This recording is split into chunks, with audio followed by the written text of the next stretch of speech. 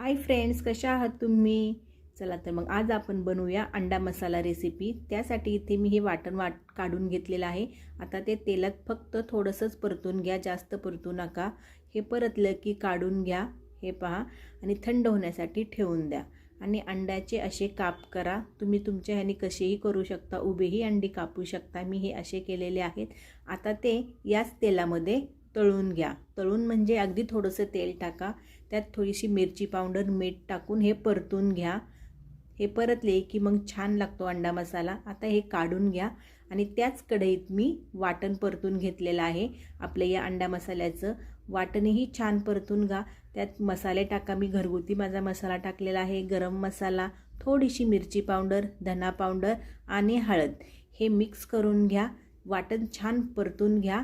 वाटण परतलं की मगच अंडी त्याच्यात टाकून घ्या। हे पहा, आणि एक व्हिडिओ करायलाही खूप मेहनत लागते हो, त्यामुळे प्लीज चॅनेलला लाईक, शेअर, सबस्क्राईब नक्की करा।